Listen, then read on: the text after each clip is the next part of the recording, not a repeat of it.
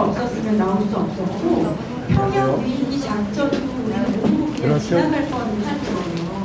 이 제보자들이 무슨 상을 받았어요. 호루라기 재단 시상 요거 받았습니다. 이거 무슨 상이에요? 어떤 내용이에요? 이제 박정훈 대령도 이제 매년 이제 호루라기 대상 공익 제보자들을 대상으로 해서 이제 호루라기 재단에서 이제 호루라기 대상 수여식을 합니다. 근데 사실 여기 제보자 분들 중에 딱 4분입니다. 그러니까 평양 무인기와 관련 있는 분 2분, 그 다음에 오물풍선 원전 파격과 계획과 관련된 그리고 대북전단과 관련된 제보를 해주셨던 합참에 근무하는 법무관, 그리고 이제 병사죠. 병사. 이제 용사라고 하죠. 이제 대북전단을 뿌리는데 국방부하고 합참이 모르게 뿌려야 된다 라는 이제 소대장의 지시를 받고, 이게 이상하다, 왜 국방부와 합참이 모르게 대북전단을 우리가 뿌려야지.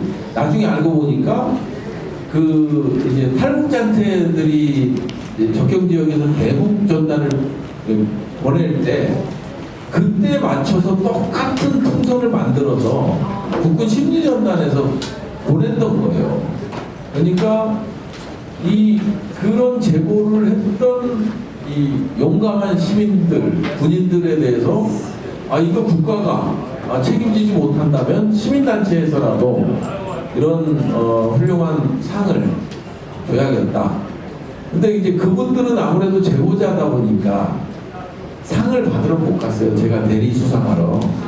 네, 대리 수상하러서 4분의 그 호루라기 대상 수여식에 이제 제가 참여했고, 그 상과 상금을 이제 우리 이규정 비서관이 이제 제보자들께 전달하는 식이 됐고요. 그러니까 결국 용기 있는 공익 제보자들을 우리 시민단체에서 재단에서 상을 수여하고 지켜주는 그런 데입니다. 그러다 보니까 이제 거기서 저희가 이제 추천을 했죠.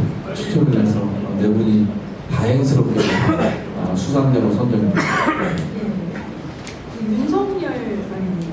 이 재판 과정에서 지금 이제 제보한 사람들이 사실 윤석열의 다음 부하들 아닙니까? 근데 부하들에게 전부 다 책임을 떠넘기는 모습들을 우리가 봤었는데, 1심 무기징역 선고는 사실 국민 정서상, 법 정서상 맞지 않는다라는 의견이 많지 않아요. 항소심에서는 우리가 사형을 바라볼 수 있는 상황인 건지, 위원장님 법사위원장이시니까 어떤 점을 좀 중점적으로 우리 특검이 좀 좋은 조치를 하면 좋을까? 요거 의견을 좀 한번 여쭤볼게요. 지금 이제 이 추가 수사가 발빠르게 이루어져야 됩니다. 그러니까 지금 아까 그 송영길 전 대표가 말씀하신 것처럼 이 사건에도 분명히 조현천 개헌 대비 문건처럼 구체적인 그런 문건이 있을만 하잖아요. 왜냐하면 이 북을 도발해서 계엄의 정당성, 또 지속성을 유지하기 위한 외환까지도 그렇게 집요하게 준비를 해왔는데, 계엄을 하게 되면 군을 어떻게 이동하고 어디를 먼저 점령하고 내부 단속은 어떻게 하고 이런 것들이 군 인사에서부터 이루어진 거예요. 그게 2023년 10월이에요. 그러니까 이 심리전단 보내라고 윤석열이 했을 때가 똑같이 그 3사령관 임명할 그때예요. 그러니까 23년 10월이 굉장히 중요한 거예요. 23년 10월에 이 대북 전단도 북에 내보내고 3명의 사령관을 선발하고 또 그 여러 가지 군 내부 인사가 그때 많이 이루어지는데, 그것이 기본적으로는 노상원 수첩에 기재된 대로 거의 이루어진 거예요. 지금 대조를 해보면. 그런데 그럼 개헌 대비 문건은 어디 있느냐? 아까 부성찬 의원실에서 이 공저자의 비서관이 달콤한 깨가 쏟아지는 신혼기 시기를 반납하고 이 책을 썼다고 했잖아요. 저희 방도 비슷한 상황이었어요. 그러니까 저희 방에서도 움직임이 좀 이상하다. 그리고 경험이 일어났어요. 나기 전에는 김용현에 대한 제보가 좀 있었어요. 그 김용현은 히틀러의 나이투쟁을 필독서라고 한다. 그거 좀 찝찝했어요. 그때가 10월 11월이에요. 그리고 12월에 경험이 터졌잖아요. 그 직후에 우리 방에 이상하다. 이걸 버리라고 파쇄하라고 하는데 파쇄해서는 안 될 것 같아. 그리고 생각해보니 그것이 개헌 문건이었어 하면서 제보가 들어왔는데 그것은 한번 보십시오. 개헌 문건 같은 경우는 보안 조치가 다 돼 있기 때문에 들고 나오면 이 탐지기가 다 탐지를 해요. 그래서 밖으로 외부 유출이 안 돼요. 그러면 내부 제보하려면 어떻게 해야 되겠어요? 유선으로. 그러니까 우리 방은 모든 보좌진들이 돌려가면서 전화기를 한쪽은 전화기를 잡고 한쪽은 이렇게 써야 되니까 여러 명이 돌아가면서 밤새서 불러주는 분도 밤을 새고 받아 적는 분도 밤을 새서 개헌 문건을 만들었어요. 거의 싱크로율이 97% 도달하게끔. 그것이 합동수사본부 운용 참고 자료더라고요. 나중에 보니까. 근데 그 속에 전두환의 5.17 비상경 조치도 담겨있고 전두환의 포고령도 담겨있고 참고 자료로. 그러니까 그걸 베껴서 다 몽땅 영장 없이 처단한다. 이걸 그대로 처단한다를 거기서 따라 배워서 인용한 거예요. 그러니까 여러 비상계엄에 대한 방법이 그 당시에 가장 극단적인 방법까지 취했어요. 그런데 윤석열이 보고 20 쓴다고 12시 그 자정 넘어서 뭐라고 하나요 그거?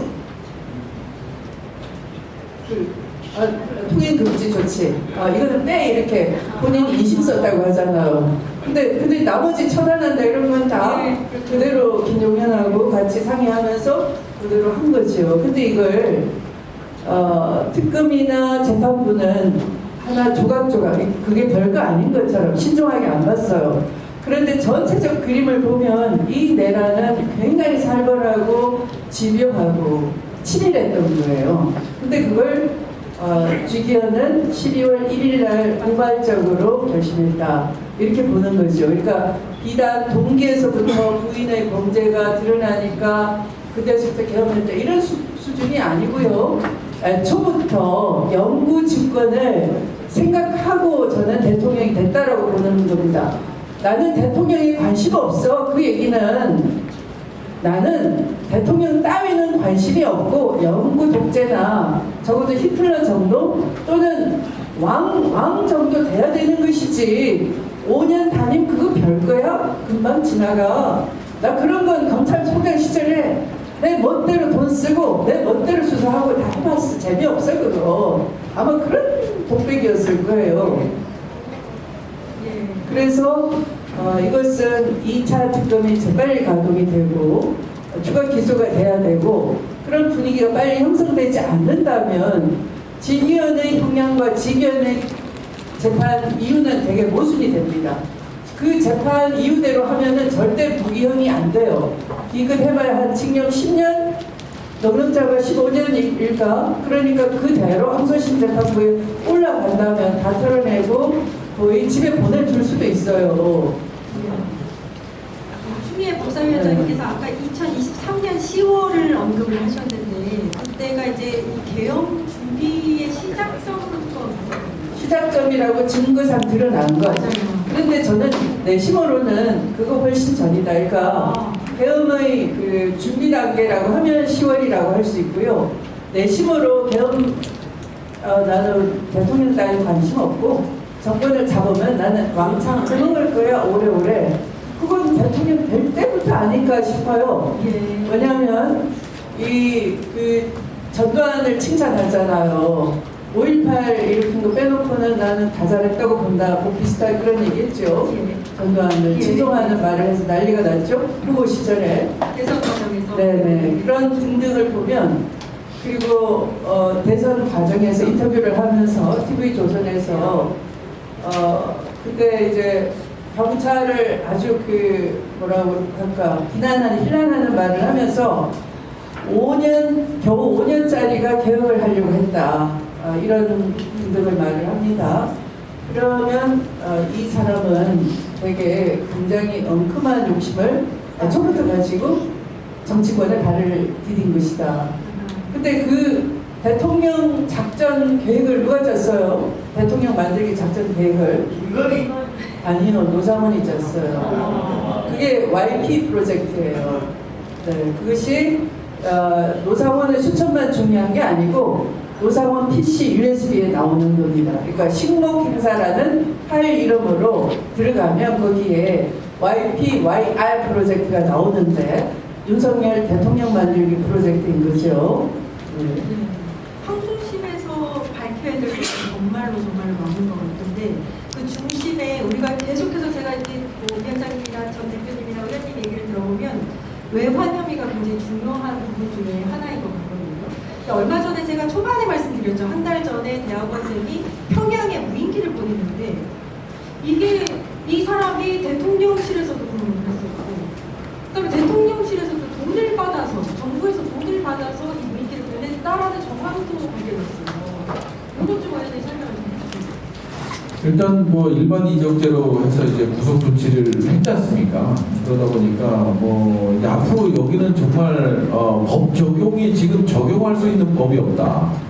그래서 전 진짜 이제는 통제할 수 없는 마음만 먹으면 우리가 누구나 무인기를 보낼 수 있고 이게 또 남북 관계를 또 상당히 이게 갈등을 악화시키는 그 변수로 작용할 수 있는 거거든요. 그러다 보니까 이번 특검에서 정말 이 부분은 정말 명확히 좀 다뤄졌으면 좋겠다 하는 생각이 들고요. 저희가 이제 저희 방에서 이제 외환 유치와 관련된 법을 개정했습니다. 그래서 지금 이제 발의해서 올렸는데 또 이제 국힘에서 어떻게 나올지 모르겠지만 이쪽에서 이제 그 법을 발의해서 개정 발의를 했죠. 왜냐하면 외환이 그 외국과 통모하여 뭐 이런 전단을 일으키는 이런 것만 이제 외환으로 봤거든요. 그러다 보니까 우리가 이제 걸리는 게 통상적으로 헌법상에 헌법 3조에 명시된 대한민국 영토는 한반도와 그 부속도 소란다 라는 3조 조항이나 이게로 치면 북한은 외국이 아니었잖아요. 그렇죠. 근데 외국으로 인정하더라도 통모했느냐 안 했느냐가 외환의 핵심 법 적용의 근거가 된다? 이러면 문제가 심각한 거죠. 그러다 보니까 이 법을 개정해서 실질적으로 외국과 통모하거나 또 이제 시민단체나 개인이 이런 남북관계를 악화시킬 목적을 갖고 있다면 이게 외환에 해당될 수 있다라고 좀 광의적으로 법을 좀 풀어놨어요. 그래서 이게 어떻게 될지 모르겠습니다만 우리 위원장님이 일찍 나가버리시면 이거 해결 못할 것 같고 법사위원장님이 일찍 나가버리시면 아니 뭐 어딘가 가시겠지 큰 뜻을 품고 계시니까. 그래서 아까 우리 법사위원장님께서 말씀하셨다시피 23년 10월이 왜 중요하냐면요. 그때 인사가 이루어지잖아요. 여인영, 그 다음에 곽종근, 이진우 이 사람들에 대한 인사가 이루어지는데 통상 장군 정기 인사는 10월, 11월에 일어납니다. 매년. 근데 24년 10월에 정말 웃긴 일이 일어나요. 신원식 장관이 그 전에 장관이었잖아요. 그러면 장관이 군 인사를 단행해야 하잖아요. 그러면 이제 여인영, 이진우, 그 다음에 곽종근 사령관은 이제 나와야 되는 거예요. 빼야 되는 거야. 후배들이 이제 들어가야 되는 거예요. 근데 이제 김용현과 윤석열이 이 대업을 다 빌드업을 해놨는데 이 사람들을 신원식이 장군, 전 장관이 장군 제청권을 행사해서 진급을 시키면 어떤 일이 벌어져요? 이 삼성증권들이 교체가 된 거 아니에요. 그래서 부랴부랴 신원식 전 장관이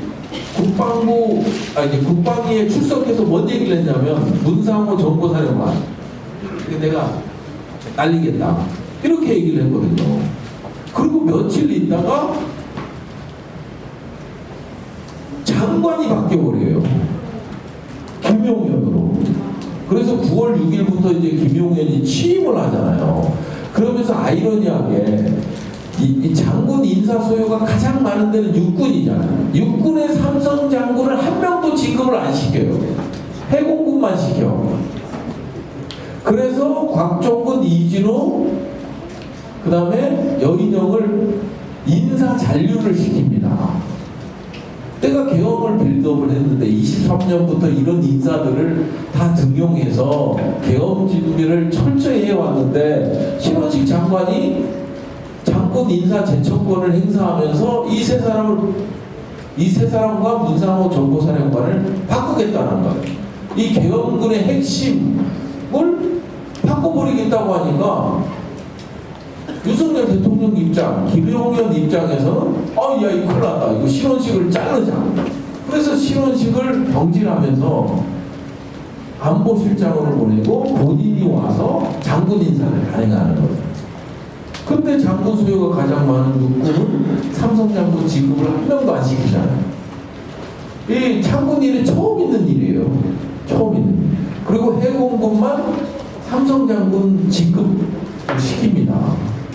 이런 일도 벌어졌어요. 그러다 보니까 직위원이 얘기한 12월 1일 날 우발적으로 그때 이제 그때부터 준비를 하고 12월 3일 날 계엄을 했다. 우발적 계엄이다. 이거 말이 안 되는 거죠. 인사부터 차근히 준비하고 불러서 지금 방첩사령관이 저한테 보고한 자료에 따르면요. 정말 철저하게 준비했어. 인사, 육군총장은 누구 보내고 이 보고서가 다 제가 열람을 했거든요. 근데 차마 밝히지 못할 뿐이지. 또 군사법원에 가서 재판할까봐. 하여튼 그런 일들이